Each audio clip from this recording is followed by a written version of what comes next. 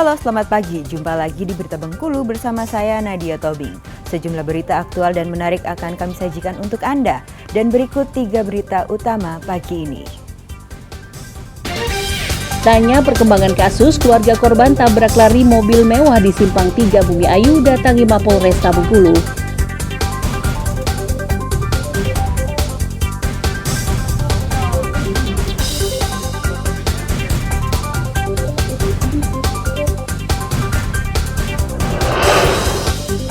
Warga Pasar Kepahya mengeluhkan air sumur yang diduga tercemar BBM SPBU.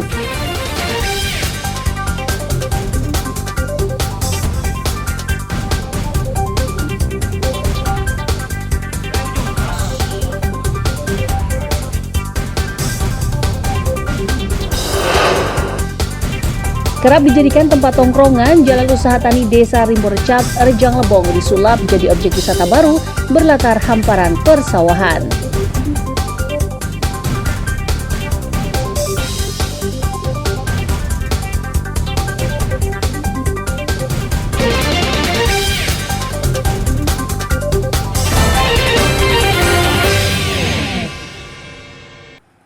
Keluarga Nenek Salbiah, 83 tahun, yang menjadi korban tabrak lari pengendara mobil mewah di Simpang 3 Bumi Ayu, Kota Bengkulu pada 26 Agustus lalu, Rabu pagi mendatangi Mapolresta Bengkulu. Mereka mempertanyakan perkembangan laporan kasus yang telah mereka layangkan pasca kejadian lalu. Pasalnya hingga hampir 1 bulan berlalu, belum ada itikat baik dari pelaku untuk menemui korban. Keluarga tidak menuntut banyak, hanya meminta pelaku untuk menyerahkan diri dan menyampaikan permohonan maaf langsung kepada mereka, terutama kepada Nenek Salbiah. Tanggung jawab, kan? Tidak bertanggung jawab, seakan-akan yang ditabraknya itu adalah seorang hewan, anak ayam. Itu kira-kira begitu. Tapi kami sangat-sangat optimis bahwa orang yang menabrak ibu kami itu, yang pertama kami serahkan kepada Yang Maha Kuasa. Harapan itu, orang itu yang pertama kami kiranya supaya dapat menyerahkan dan bisa untuk menemui kami secara baik-baik. Itu aja. Maaf, ya, gitu aja. Kami permintaan cuma itu, enggak banyak. Itu. Sementara itu, Kasat Lantas AKP Ferry Oktaviari Pratama mengatakan, usai menerima laporan, pihaknya telah menyelidiki dan memeriksa 10 saksi, termasuk pengendara mobil bacalek yang berada tepat di belakang mobil pelaku. Namun hingga kini polisi belum bisa memastikan apakah mobil bacalek tersebut masuk dalam iring-iringan mobil pelaku. Berkaitan dengan kejadian laka tabrak lari di Simpang Bumi Ayu yang melibatkan antara roda 4 dan roda 2, saat ini sedang proses sidik. Oleh kita periksa beberapa saksi, begitu juga beberapa kamera CCTV sudah kita lakukan pemeriksaan. Ini kita sedang mencoba bekerja sama dengan tim IT untuk lebih memperjelas hasil daripada rekaman CCTV. Jadi berapa saksi yang sudah Sampai dengan saat ini sudah 10 saksi yang kita periksa. Termasuk mobil rangkaian yang ada bacalek gitu ya? Ya, yang diduga rangkaian. Selain itu, polisi juga telah memeriksa sejumlah rekaman CCTV di sekitar lokasi dan mengetahui identitas kendaraan pelaku. Jika terbukti melakukan tabrak lari, pelaku akan dijerat Undang-Undang Lalu Lintas dengan hukuman 3 tahun dan ditambah hukuman 3 tahun lagi jika mengakibatkan korban luka berat. Sementara kondisi Nenek Salbiah hingga saat ini tidak bisa berjalan akibat patah tulang di pergelangan kaki kirinya. Tim Liputan melaporkan dari Kota Bengkulu. Seorang janda muda beranak 1 di Kabupaten Kepahyang harus berurusan dengan polisi Satres Narkoba Polres setempat. AS 26 tahun, warga desa Pulau Geto, Kecamatan Merigi ini, kedapatan menyimpan dan mengkonsumsi narkoba golongan 1 jenis sabu-sabu. Kasat Narkoba AKP Todorio Tambunan membenarkan hal tersebut. Pelaku ditangkap saat melintas di Jalan Lintas Kepahyang Rejang Lebong, Simpang Kota Bingin, Kecamatan Merigi pada Senin malam. Selain menyita 2 paket kecil sabu-sabu dan 1 paket sisa pakai, polisi juga menyita sepeda motor sebagai barang bukti.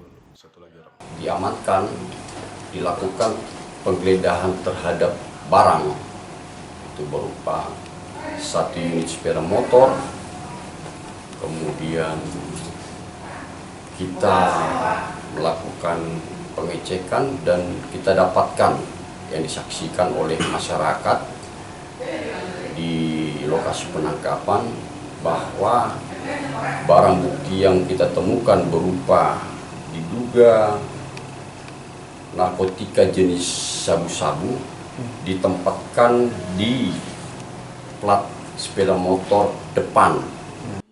Sementara itu AS saat ditanyai sejumlah awak media hanya bisa menangis karena menyesali perbuatannya. Janda beranak satu ini mengaku tergoda mengkonsumsi narkoba karena terbujuk rayu temannya. Dikasih kawan, ditawari. Pasti itu pas lagi mandu lagu tuh makai marah. Tidak. Kalau makai mana? Di rumah. Rumah kawan kalau makai. Jadi lama-lama kecanduan jatuh. Di komunitas kawan-kawan kau tuh lah. Hingga saat ini pelaku masih diperiksa dan terancam akan dijerat pasal 112 ayat 1 Undang-Undang Narkotika dengan ancaman penjara paling singkat 4 tahun dan paling lama 12 tahun. Tim Liputan melaporkan dari Kepahyang.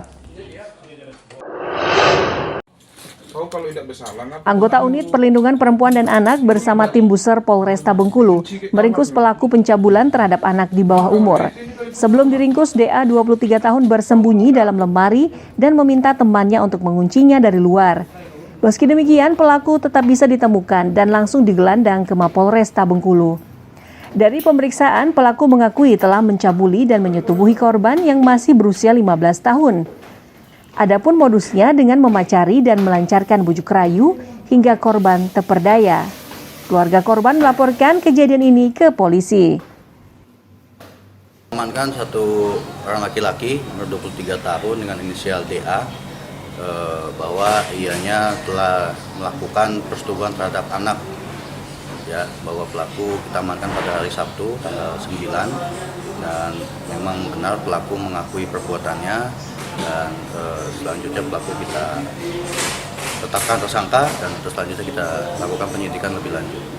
Umur berapa Bang ini? Masih 15 tahun. Warga Kota Bengkulu Bang? Ya.